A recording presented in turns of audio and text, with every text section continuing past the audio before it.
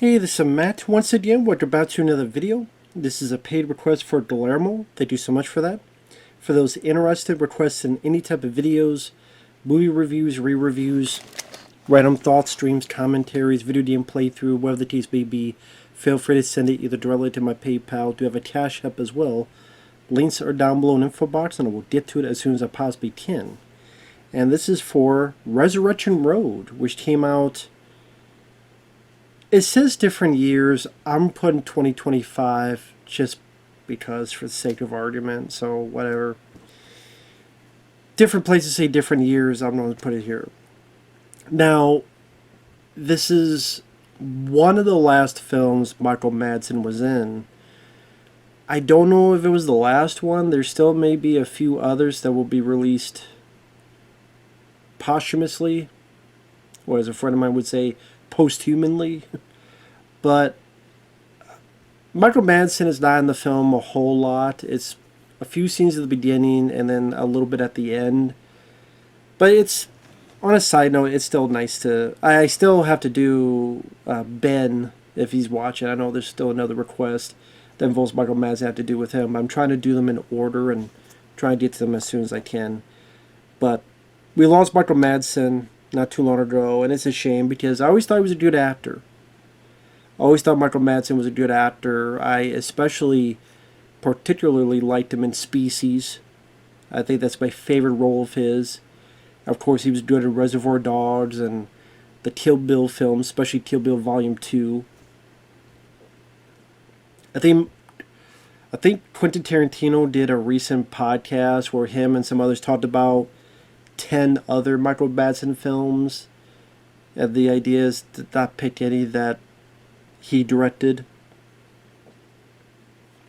So I think he talked about films like Croc, stuff like that. I think, and this was mentioned on there.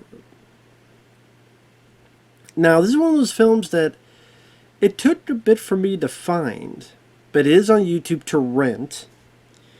And usually there are certain sites I go to where I can find movies, but this was really hard to find on there. And it is a low-budget film. And it's a Western shot on digital, so... Digital Westerns, they lose that look that Westerns should have. You think of Westerns they should have with the great vistas that they're supposedly... It's hard to really get into a digitally shot Western. And it is a very low-budget film. There's certain shots where there's backdrops and you tell it's all CGI. And you can see the shortcomings. There's not a lot of action in the film. But it has a good number of shortcomings. But overall, I will say I did not mind the film. As a one-time watch, I did not mind it. Number one, because I thought the acting, especially the leads, were really good. This guy, Malcolm Goodwin, who plays the lead, I thought he was really good. As this ex-slave where his wife was whipped to death. His wife was pregnant with child. And now he is with the North. It's during the Civil War. He's kind of manipulated, pushed into taking the team to go to this Confederate fort and blow up the guns. Because I guess he had punched some officer that was doing some bad things, but either he does his job or he gets a firing squad. If he succeeds, he gets a pardon and 40 acres of land. Same with the men in your unit. If not, then you guys will, you'll get killed. And again, Malcolm Goodwin, I don't know what else he's been in. I couldn't find a whole lot of info on him. But he was really good. Like, he really sold the lead role, the lead character. And he had that vibe, that energy that really worked for this type of character. As well as the other men. I thought the other men did a good job. You have one guy who's a bit older, has a little bit of a gray beard. His name was Abe. There's another guy, I think his name is Washington. He's a bit more of the wise ass. He's the guy doubting if they'll succeed or not. I believe his character's name is Washington. There's kind of the guy who's, I guess I would say, is kind of becomes second in command. And I'm bad with names. I forgot what the fuck his name was. Damn it. But despite me not remembering the names, because I'm bad with names, I thought the acting was pretty good. It's about a 6-man team. Along the way, they find this area that there's dead bodies around, and they find a few survivors, and one of them is a Native American girl named Sula or Tisula, Tsula, Tisula, and the lead guy says, "You can't follow us. We're going on this mission.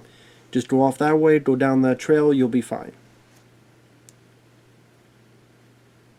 And it is a bit of a build-up, but at the same time, because I liked the camaraderie of the men, because I thought the actors were doing their jobs fairly well, when there's a bit of blood and violence, it's done at times practically. Some of the men get killed. One of them is found with their throat clawed out.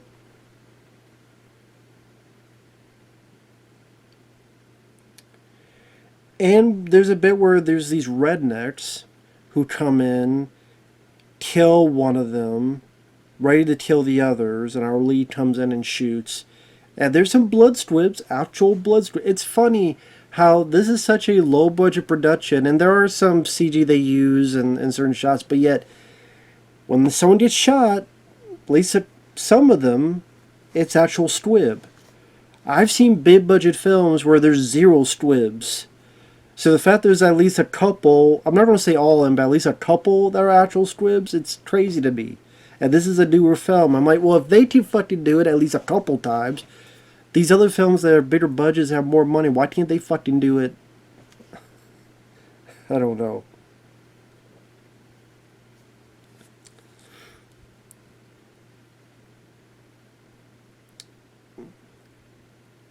But there's a bit of an action scene that happens, a bit of some killing, especially with a knife. Nothing remarkable or anything. One thing leads to another. Whoever's left, they go on their way. The Native American girl follows. She joins them, and they go to this fort, and you realize some bad juju, some bad stuff is going on. And then it goes from there. Now, before I get into spoilers, it's nothing that's going to really knock your socks off. There's sadly not some underrated gem or wow. Again, the low budget definitely showcases. There's a bit where they go on top of the fort and there's these cannons. The backdrop of the sky and stuff is CGI. You could clearly tell. There's not a whole lot of action, so it's not like Overlord or some of these other movies where you get, a bit of more fisticuffs, bit more action, bit more excitement.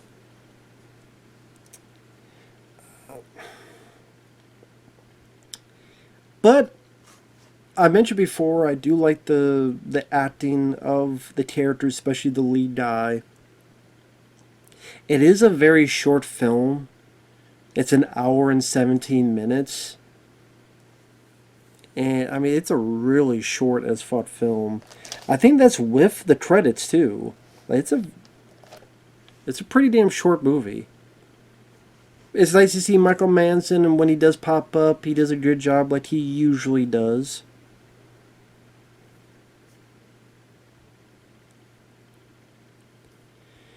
I will admit, because of the idea of these guys and the idea of going to this Confederate fort, blowing it up, some stuff that they see a dead body here or there, or they go into the fort, they see some scalps on the wall. Something about it kind of got into the movie to see where it was going, where it was taking us, what would happen next.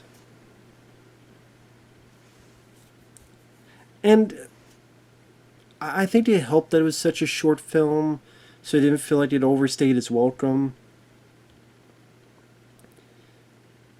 It didn't have any stupid ending where it's like a sequel bit ending or an out of the blue downbeat ending or anything.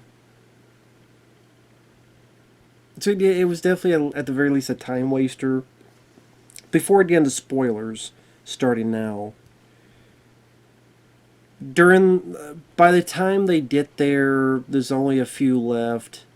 Of the 6 men, there's this guy with the glasses. He got killed by one of the rednecks.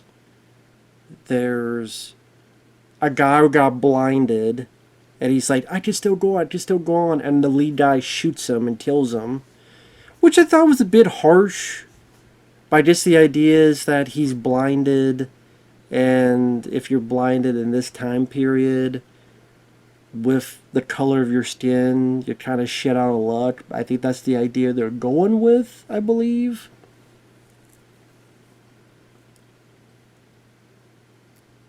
So right there, now you only have 4 guys left.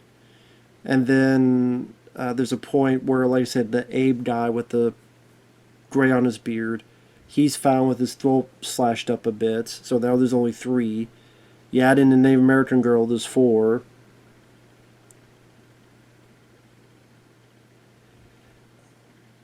And then when they get to the fort, one of the men, the wise ass Washington, he turns and becomes a vampire story. I was kind of hoping it'd be something else because, sinners dealt with vampires, and I guess I was just hoping it'd be some other different type of creature, monster, demon, something of that nature. I just thought it'd be a bit more interesting, but okay, it's vampires. It's another vampire tale. There is some funny bits in it when the guy turns and they shoot at him and they go, "What the fuck got into him?" I thought that was pretty funny.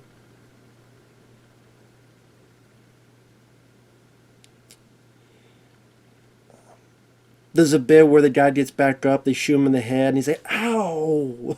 I thought that was funny. And then eventually the lead guy's able to tackle him and impale him onto this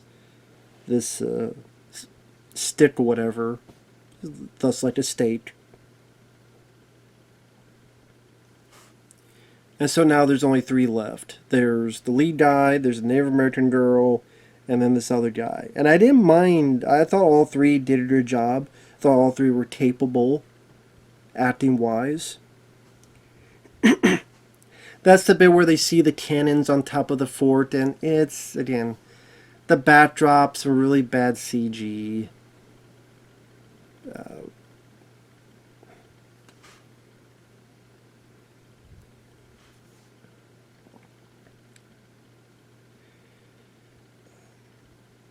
And like I said, there's not a whole lot of action. There's not a whole lot of body count. That's why I had to pause and think if I was forgetting stuff, because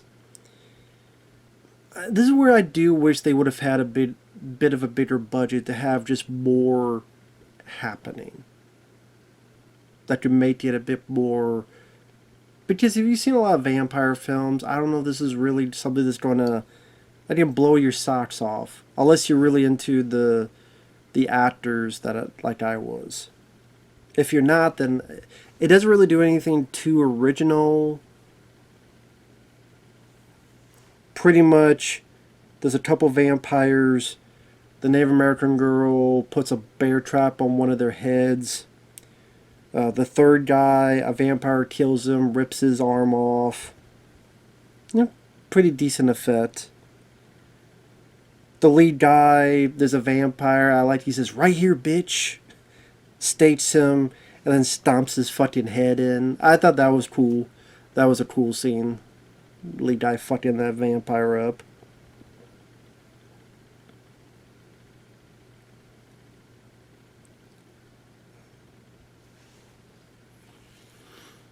But yeah, there's not a whole lot of vampire killing.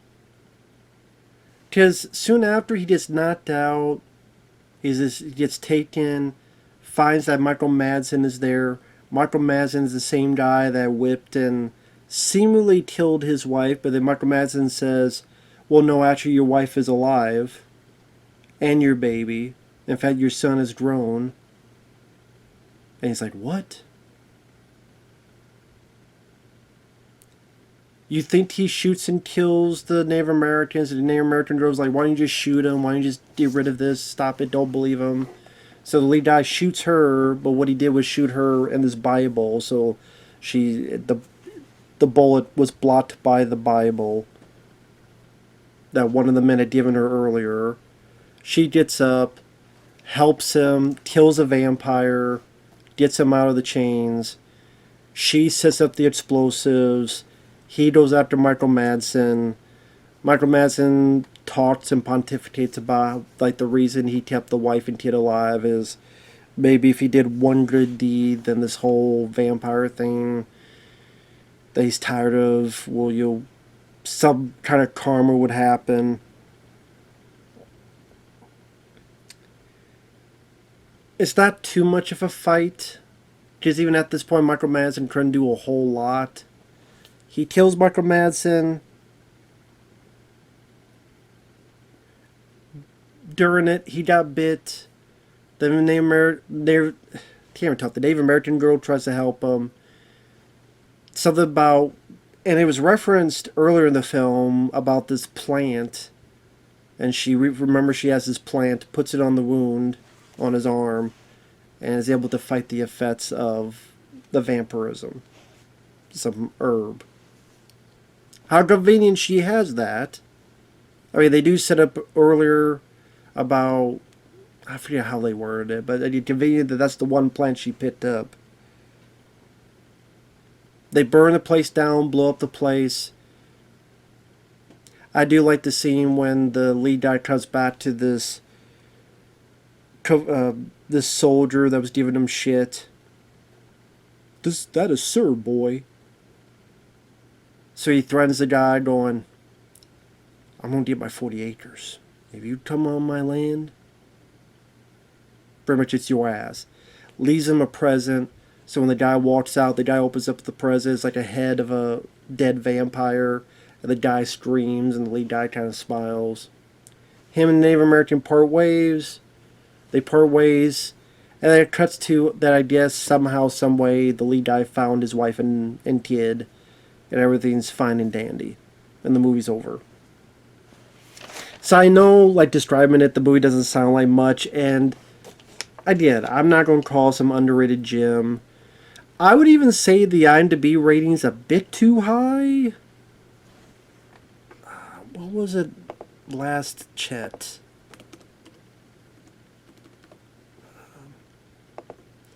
I don't think it's a 6.4 on IMDb. I don't.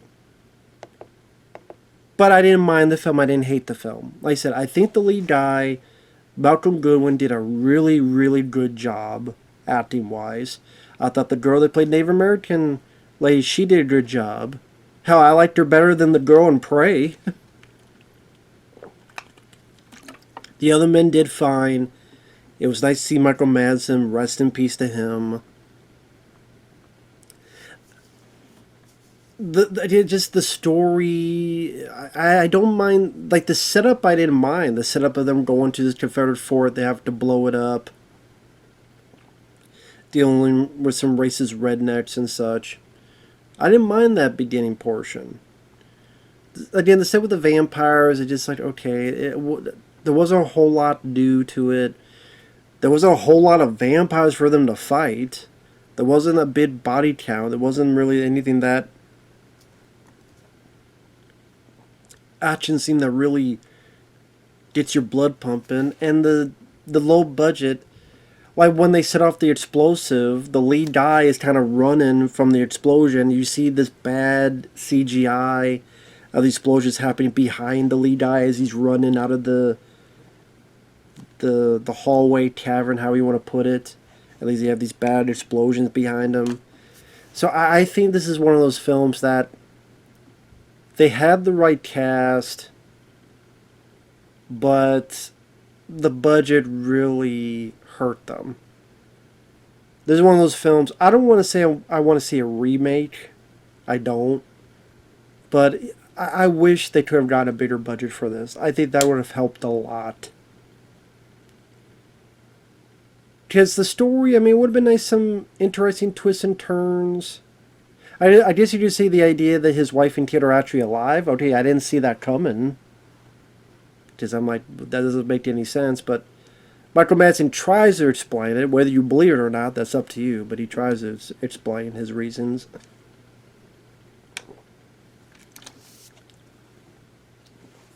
So I would say if you see this film and don't like it, I don't blame you.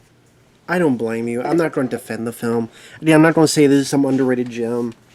All I can say is, considering all the films I watch, this one wasn't the worst thing I saw. I know that's not saying much, but I mean, I think the setup of the story and the acting was pretty good. I just, shooting on digital makes the film look not as great as a Western could and should be. And again, the usage of CG, the lack of action, the lack of vampire stuff at the third act. You have a little bit there.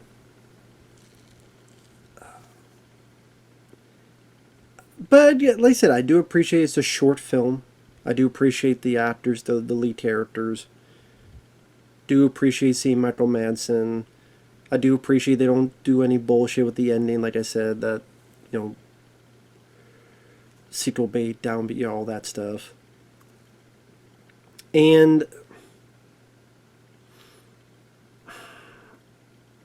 I mean, is this worth a rental? I don't know. I don't know. Watch the trailer and I'll leave it up to you. So it's not like a hearty recommendation, but I didn't hate it either. I'm glad I saw once. Rest in peace to Michael Madsen. I'm curious to see what the lead guy does. In fact, let me look up this lead guy. I can't help it. Malcolm Goodwin. Let me look this guy up. Does he have anything coming up? He has been in other stuff. So he was in Get Rich or Die Trying. He was in a bit part in American Gangster. The Lazarus Project with Paul Walker. I don't even remember him in that. And I know I've seen that film. Might have been a bit part. He was an officer in Run All Night, the Liam Neeson film.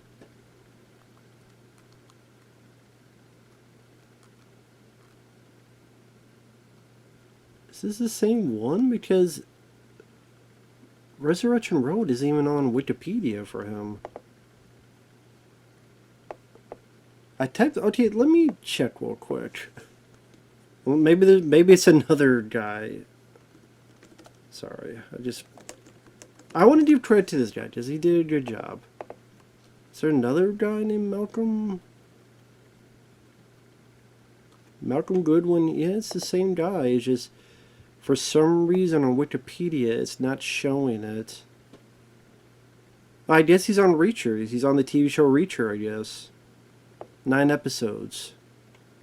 And then he was a main character in iZombie, because he was in 71 episodes of that show.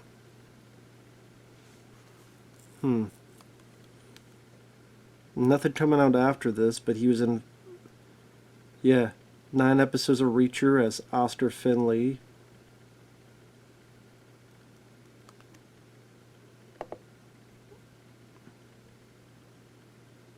A Tubi original, Alone in the Dark. Sure, nothing to do with the game. There's a 2020 miniseries of The Fugitive?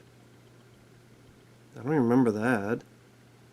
Played the character Clive in iZombie.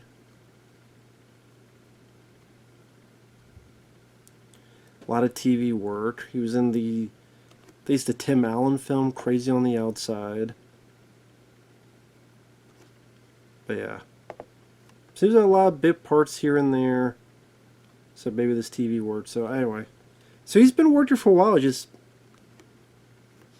didn't recognize him. And I haven't seen Jack Reacher, so I mean, yeah, I've seen the Tom Cruise one. I've never seen the TV show Reacher, so there you go. But he did a good job in this. I'd be curious to see him in more starring roles. But with that said, thanks for watching. Take care. We'll see you guys later. Bye bye for now.